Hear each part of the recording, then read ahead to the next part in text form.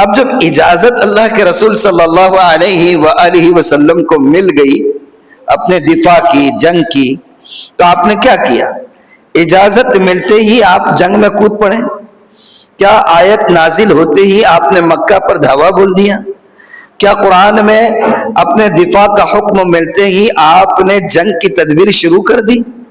نہیں، اجازت ملنے کے بعد بھی اللہ کے رسول براہ راست جنگ کا آغاز نہیں فرماتے، بلکہ سبحان اللہ، قیامت تک آنے والی انسانیت کے لیے آپ نے ایک بہترین نمونہ دے دیا کہ اگر حالات ہو، مشکل وقت ہو، دشمنوں کے نرغے میں گھرے ہوئے ہو، معاشی طور پر کمزور ہو، طاقت آپ کی زیادہ نہ ہو، افرادی قوت نہ ہو، اکنامی کمزور ہو، سیاسی طور پر غلبہ نہ ہو، تو ایسے موقعوں پر اندھا دھند اٹھ کر جو ہے میدان میں کود جانا، یہ عقل مندی نہیں، جہالت ہے۔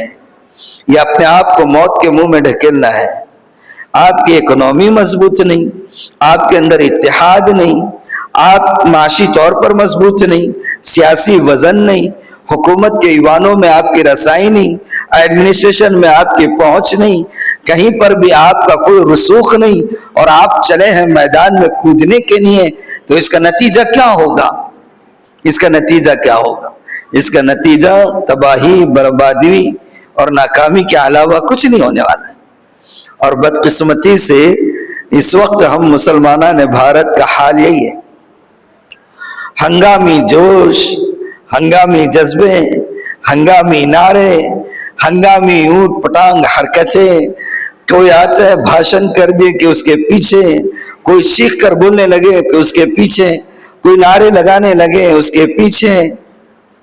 یہ حال تو ہے ہم لوگوں کا، کوئی اسٹریٹجی نہیں، کوئی حکمت عملی نہیں، اپنے آپ کو معاشی طور پر مضبوط کرنے کا خیال نہیں، تعلیم میں اپنے آپ کو آگے بڑھانے کا خیال نہیں۔